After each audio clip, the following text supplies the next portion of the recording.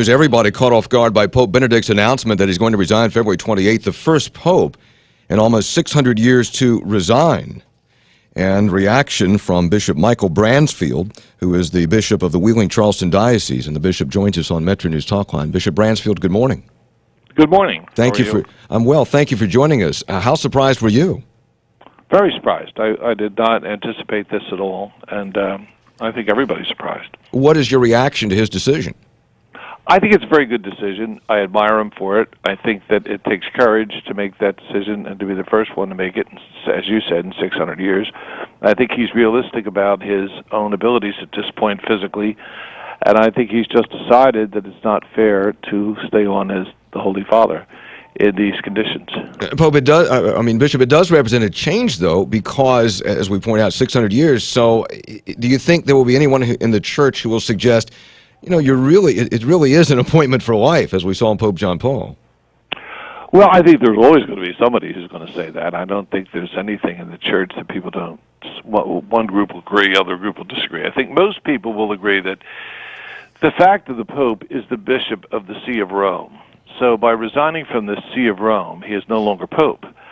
And I think that he is realistic about his abilities and is saying, I can no longer function as the Pope. And I think it's time that we did what he's doing. I think it's a different century, it's a different age. People are living much longer.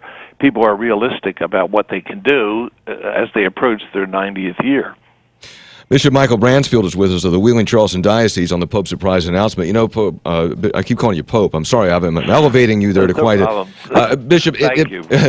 It is interesting because so millions of people rely on the Pope, and they want to see the Pope. They want to be in his audience. They want him to come, and he was not able to do that now.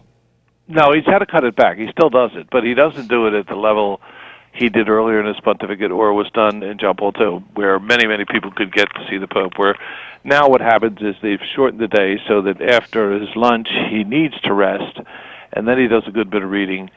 So the amount of audiences that he had, he just not able to do it anymore. Just physically not able to do it. They say he's exhausted by lunchtime because there's been so much in the morning, and I think that's realistic at his age, and I think he knows he can't do it. So this takes a very strong, intelligent man to say, you know, I really can't do this, but on top of this, I have other responsibilities that I may not be doing also, just to keep up with the formal enterprises that demand of him. But then on top of that, there's managerial things, there's reading, there's being kept abreast about what's going on all over the world.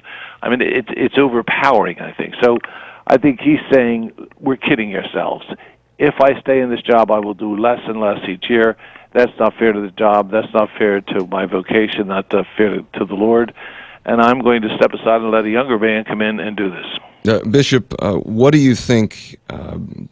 Has this set church tongues a-wagging about who the successor will be? Some good church gossip? Yes, and you know, I don't know. Okay, I don't mean gossip, but we do talk about these things. They call it papabile. Who is papabile? Papabile would be those people who is seen as candidates to succeed him, you know, because of their prominence in the curia, or because the other cardinals know them, who is well known and well liked. So that is always in the past. They've called them papabile, and they will speculate as to who's going to get it. Mm-hmm.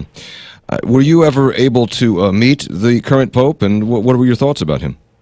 Yes, I met him every year. He's been in because of my role in the Papal Foundation.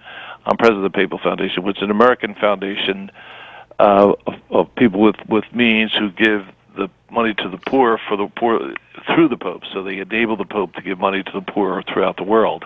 And so we meet him once a year, and he's extremely gracious. He knows exactly what he's doing. He reads the text, but he communicates perfectly with our people. He meets them individually. He speaks very good English.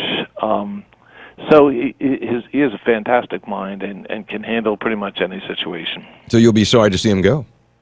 I will, but at the same time, I think he's being honest. I've seen that reduction of commitment to the physical part of the job. I do feel that the management of the Holy See demands a vigorous person who can put in 5-6 strong days a week. I just don't feel it's fair to the Church to have someone who is going downhill to be responsible for peoples and lives and countries and episcopacies, and there's just so many really serious problems out there that must be addressed. So many people who have to be responded to, and so many situations that must be solved, whether you like the solution or not. So I think at a certain point this Pope had to pray and realize it's not fair for me to take all this and enjoy it and not be able to do it.